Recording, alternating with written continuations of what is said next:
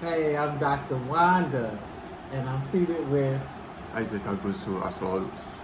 Isaac. Well, not always. Sometimes it's Gia Boo, Hmm. but yes, generally.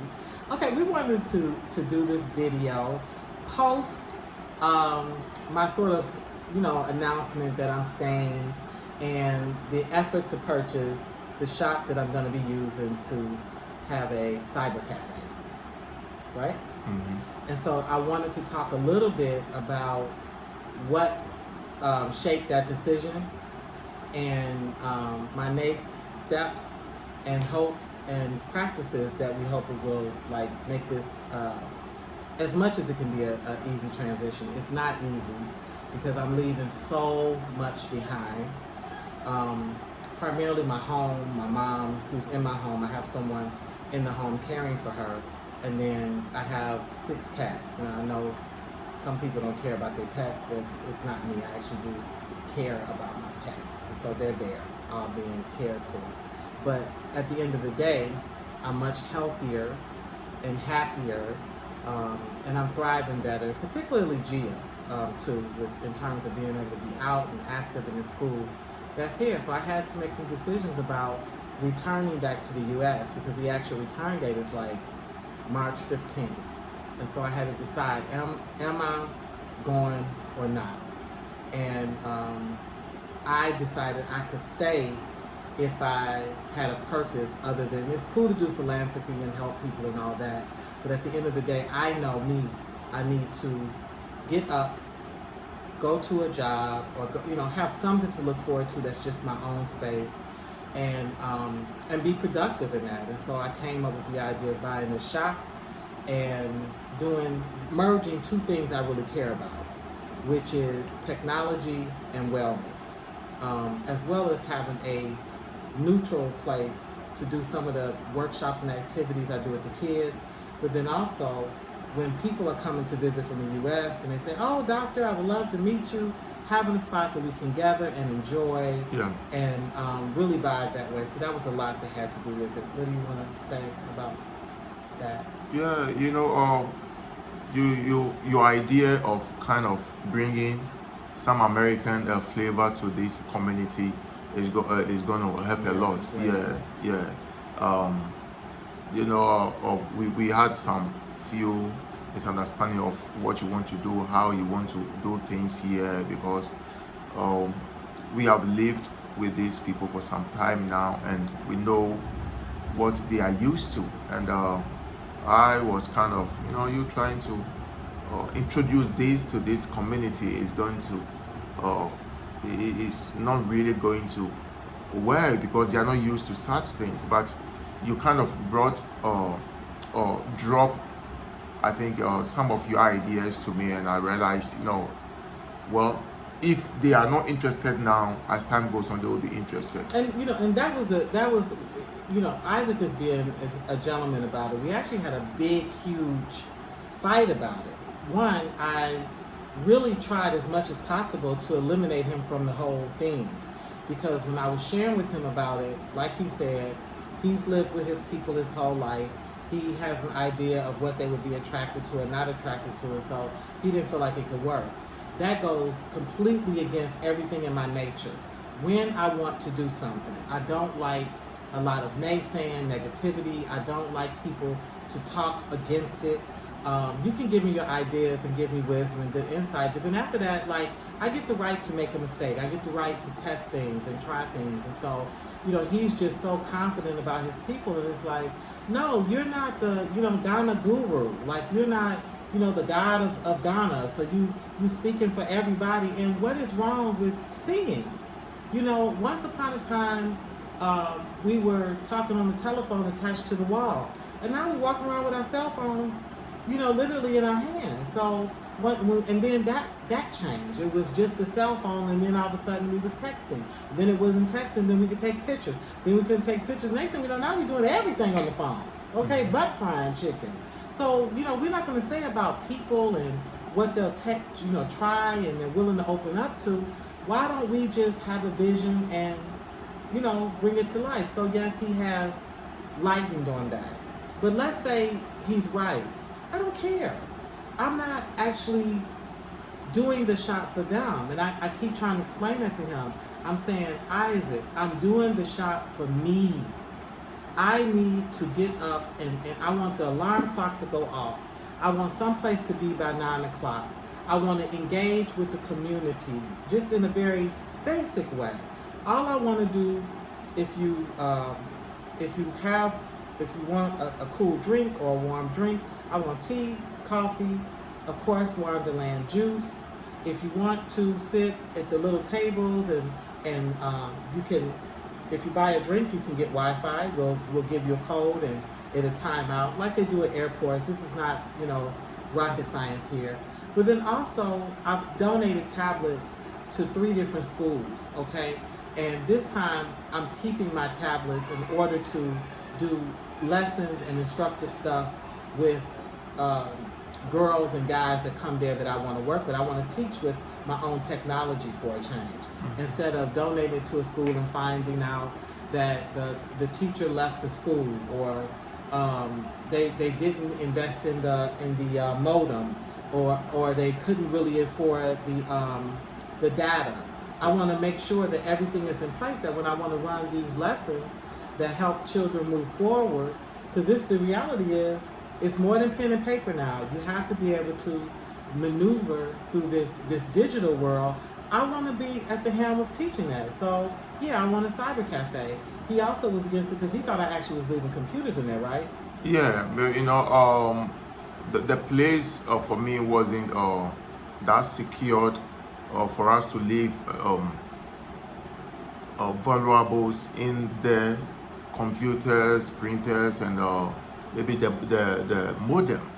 So I was like, let's get a more secured place, because this place doesn't look like a place that will keep our staff in and feel safe about them.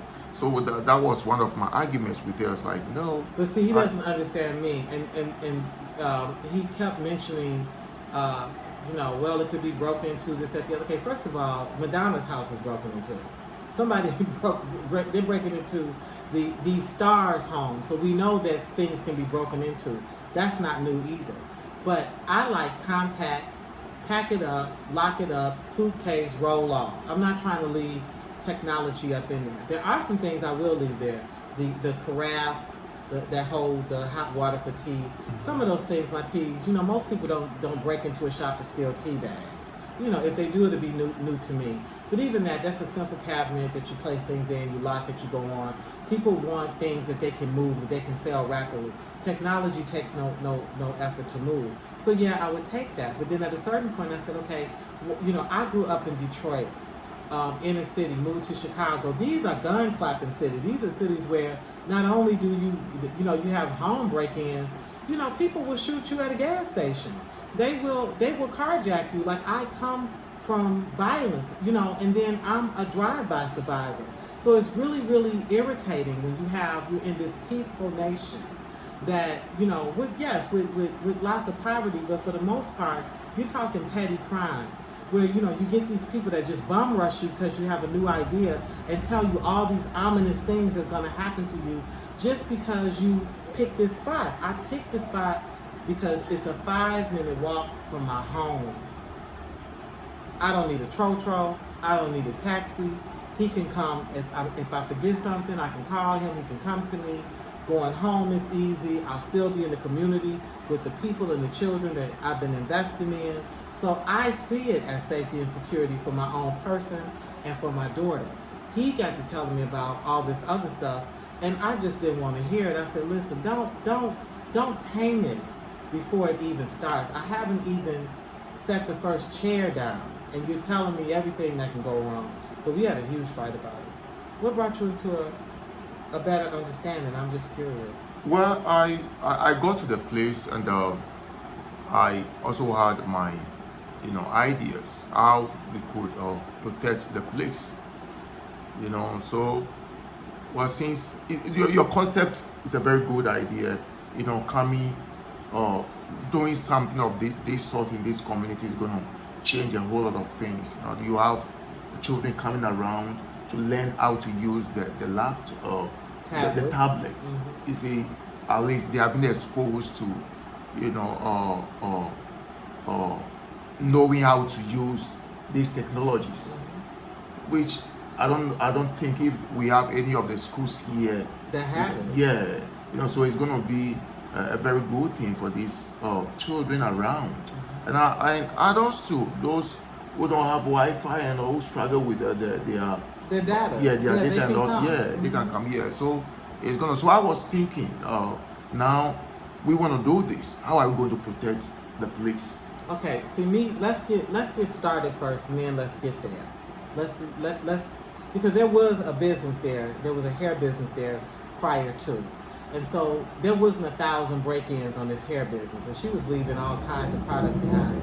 I just want to get started and try. I understand she was taking a dryer home every Well, night. she should take her dryer home. Yeah, I would take my dryer home. But the point is, it doesn't mean there can't be a business there, and it doesn't mean it can't thrive. But also, I'm trying to explain to Isaac that you have a wife that's a PhD. Okay, I don't go around flexing my academics and I'm this and I'm that. But at the end of the day, like sometimes I'm just bored out of my gourd.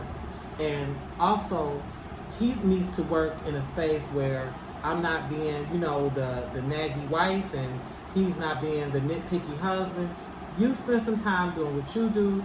I spend some time doing what I do. We come back together in the evening and we share and we enjoy.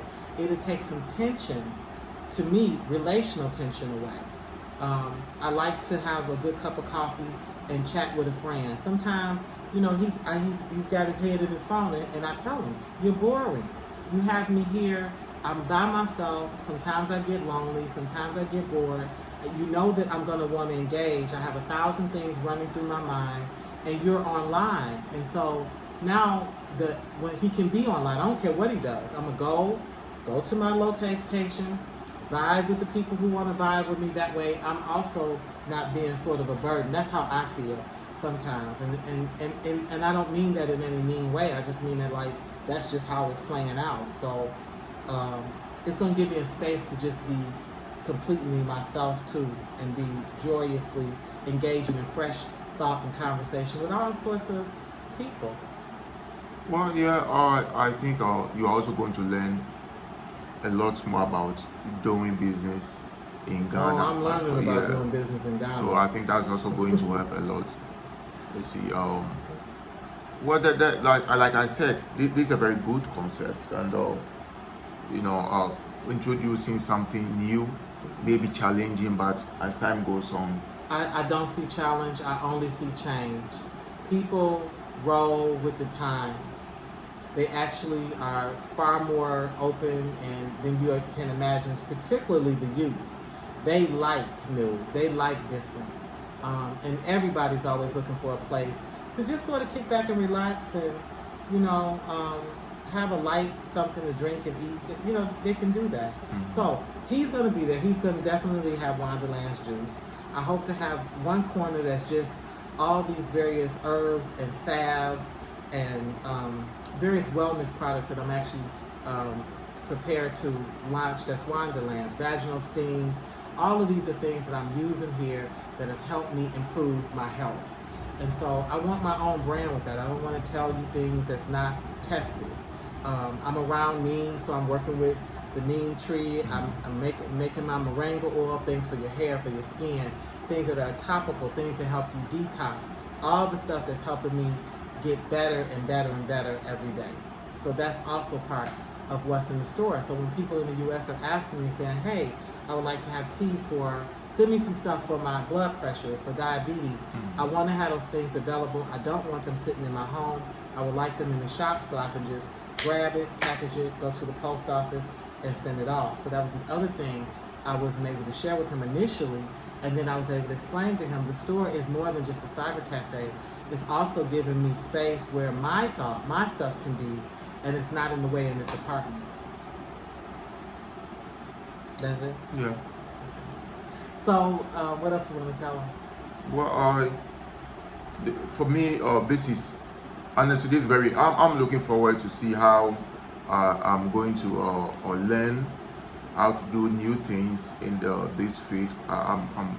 looking forward to that. Because, listen, in Ghana, you can't come looking for no job. For people who are trying to repatriate here, you're going to have to create a job. Yeah. Because even if I go teach, which I don't want to in a sort of structured way, that the economy is not the U.S. economy. So I'm never going to get paid what I would get paid in the U.S. And so I'm not looking for that. Yeah. So I told Isaac, I said, I'm looking for how much a month? 1,000 Ghana cedis. I'd like 1,000 Ghana cedis a month, because there was a subscriber who talked to us about the economy here. We had another discussion about economy, and she broke it down, or I'm not sure if it's male or female. It's a male. It's a male. Yeah. Yeah, with various names. Sometimes you don't. At least I don't know. But he broke down the economy and how much different the U.S. economy was to a Ghanaian economy. In fact, this subscriber is Styles Bia Bai. That's how I would say that. Styles Bia Bai. But he talked about how that Ghana doesn't have this big industrial infrastructure like the U.S. And so he gave a comparison between Illinois' economy versus Ghana. So he said, like, for example, there's 12.6 million, the GDP is 897 billion. Ghana's is 367 million, and the GDP is 614. Okay, but what really blew my mind was the annual income. So they're saying, like, on average you would see 65,000, whereas on average it's 2,200 in Ghana. So the cost of living, he said, for a good paying job, maybe you would make 3,000 Ghana, which would equal to 100 Ghana a day. So one of the things that he said is that covers the majority of if not all of your expenses. And so a person who's making that kind of money can't afford, if you're making 100 Ghana a day, you wouldn't give 50 CDs for anything, because you're basically giving half of the money that you earned in one day to, like to your babysitter. You wouldn't do that. Okay, so, the focus, he said the focus should be really on education and entrepreneurship.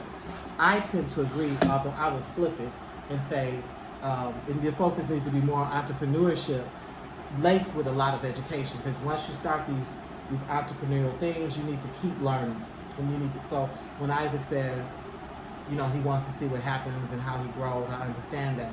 But just understanding that, help me understand, like, Wanda, you need to shift your thoughts off of that U.S. economy and figure out how you can be okay in this Ghanaian economy, making an income off of this economy, not another economy. So I need to be okay here, not based off of U.S. money. And so that was also part of it. I said, no, I don't, if U.S. economy collapses, if no one can send you anything, how are you going to be okay? And so that's also part of it, right? Yeah. That's what you discussed with me, and it's a good thoughts for me. Yeah, good thought. Yeah, like, anything could happen in the United States. Yeah, anything. Yeah. And I don't want to be calling home borrowing. I don't want to be calling home begging. I don't want to do that. I want to know that every day I can have a basic meal, that I can see about myself. And so this is one of the ways I see that happening. Yeah. And that's for me, that's a very smart way. That's smart. Yeah, very, very smart, to think ahead of time. Yeah. For me, yeah. Well, we make our plan. God sets us steps and we make our plans. Yeah. So I am saving, Isaac has said this is not a saving economy, right? You guys don't save. They're not disciplined about saving. Yeah, that is because until mobile money came to the system, just a little percentage of Ghanaians. I think when a few years ago, I had only 3% of Ghanaians have savings accounts. 3%? Yeah, I was very shocked when I heard it years back, just a few years back. I don't know what's happened, but the mobile money bank thing has really kind of changed things. Yeah. Okay, so what I did was, I had my SIM card registered under mobile money. So because I don't want to come out my U.S. bank, Isaac has a bank account, and I was going to merge with him. Okay, but I don't believe that you should merge with somebody that's struggling to save, because a person struggling to save, what they do is they take their savings account and they turn it into a checking account. And your savings account is a savings account. It's not a checking account. You shouldn't be going in there every time you have a problem, this, that, to cover it. Now you got a checking account. So I said, let me figure out a way to be able to save money and have access to it. And so, where's that little phone? Go get it. I told you I wanted to show them. So what I do is the same way I've always tithed myself. Now I tithe myself, but I do it with the little phone. And so you can't find it? Okay, he's gonna come back. So it's a little bitty phone, so because it's little, it has less appeal for me to bother it, to go into it. I just simply, just like I would do if I were helping someone out in Ghana, in any of the African nations, I would wire them some money. So instead of wiring them some money, I wire me some money.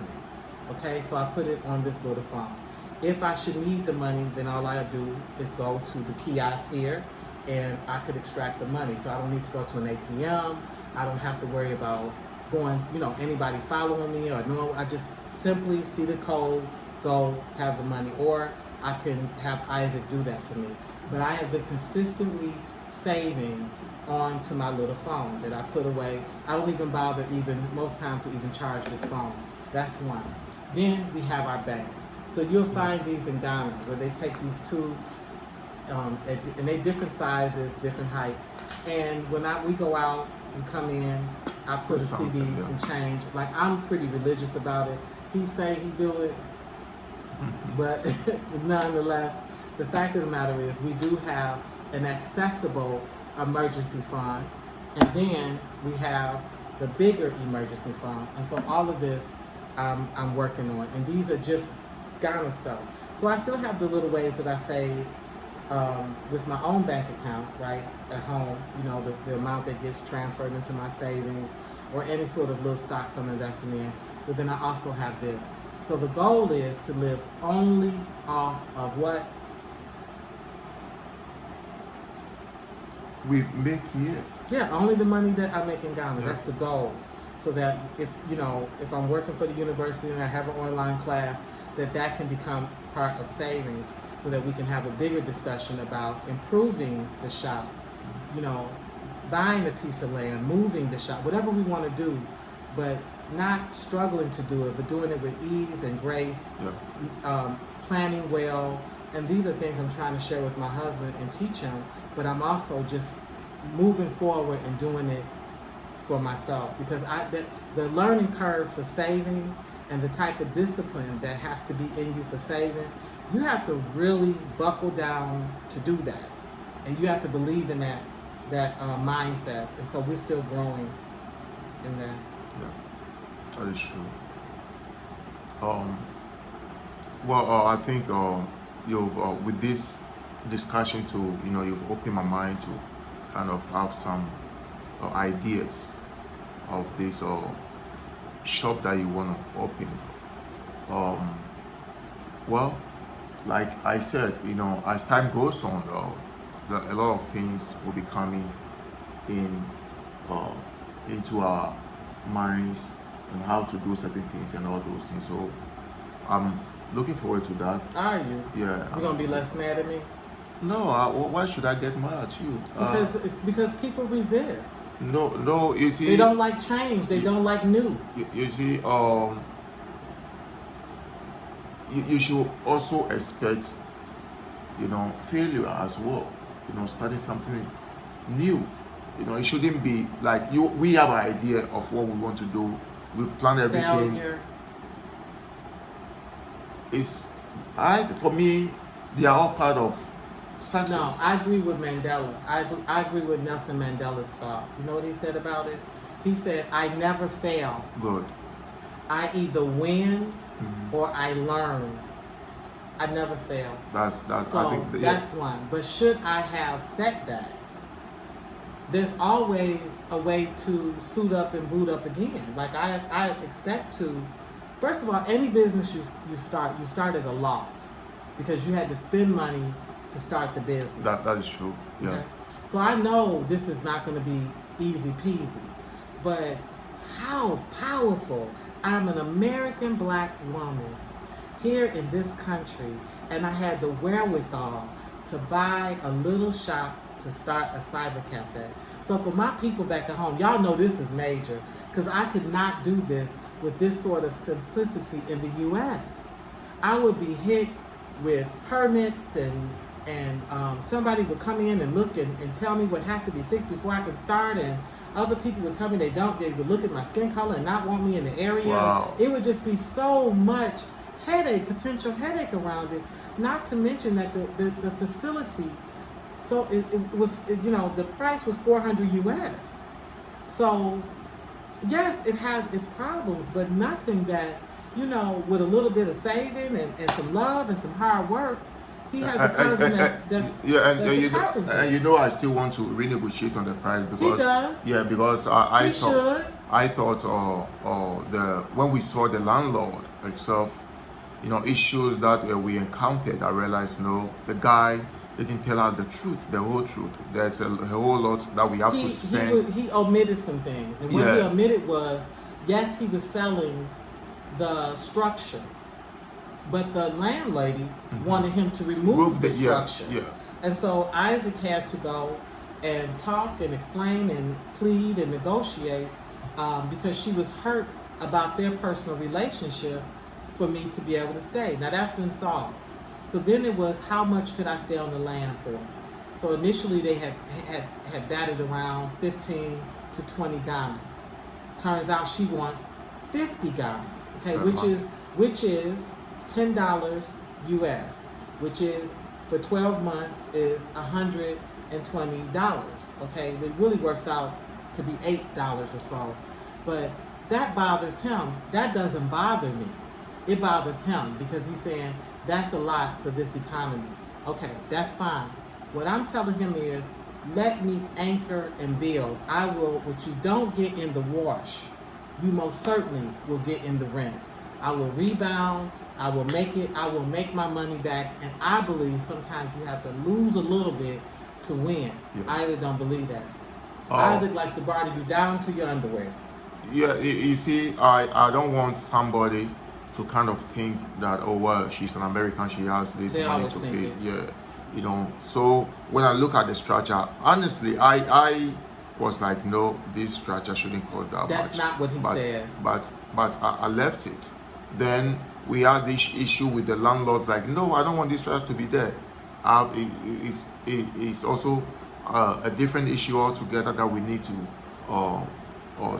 now it's been settled though, but we need to spend money, and also the electricity issue. He wants me to have my own box, which I like. Yeah, I agree with that. Yeah, and the woman told me we had problem with the lady who was that's using the problem I have with her. Everything is the problems with the last person. Let me get in, let me be me, let me do my thing. I don't do what other people do. That's why she doesn't want to have that experience again with anybody. That's one of the reasons why she doesn't want the shop to be there anymore. She wanted the land for herself. So we have to plead with her for her to kind of, even with the sons, like, no, this woman I've heard she's a nice person. You are going to be happy to live with this woman on your property. So she finally agreed, and we have to deal with the other issue. So I was like, no, let's talk to this guy and renegotiate the price, because I'm okay with him renegotiating the price. I did not want Isaac in this mix because he's telling me everything that's wrong and this and that. But at the end of the day, I needed him. He, when things got rocky, in spite of the conflict we was having, he stepped up as my protector, and he has been at the forefront of this. And so I've asked him, that's fine, but please know, that structure is mine. God promised me that. I want to get there. I want to do my thing. I don't want no more than a year. She can get to know me. I can get to know her. If by that time, maybe over the year, I can find me another place that if I want to move it to. But I want to be right there. I want to get started. That's what I want. Yeah. I got my savings plan. I have my original vision. I know what I want to do. I got the team that will help me put it together. We had our IT guys out there telling me if my Wi-Fi signal was strong, looking at where I could put my router and my modem, you know, all of that. So it's not just, I need 30 days to get this thing up to par, and then I want to have a grand opening, and let's see what Wonderlands can bring. Wonderland Cyber Cafe. Yeah. That's it? Yeah. Okay, so listen, this is we got our 500 subscribers. Yeah. And that was amazing. I want to thank you all who have tuned in. Yeah. I had the blessing of meeting one subscriber while we was out in the crowd. Yeah, we were at Accra mall. Yes. And we were at KFC, wanted to have something, and this lady approached my wife. She heard me, she saw me, she knew who I was. Yeah, and she what did she say? She said, I listen to you. She said, I follow you. And I said, where? And she told me YouTube. And she told you something. She told me that she enjoyed the show, and you should. And that she. The positive. Oh yeah, she gave me good feedback. But the main thing that she said that really blessed my heart was she said, keep delivering good content. Yeah. And so thank you. 500. Well, we passed that now, but we're celebrating. I put it on Facebook that I made my 500. And she's from Canada. Is she? Is that where she's from? Yeah, she's from Canada. So hey, you know, that's a beautiful thing. Yeah. That's a beautiful thing. So I want to thank you, and we're gonna sign off. Yeah. We're gonna sign off. Catch you later.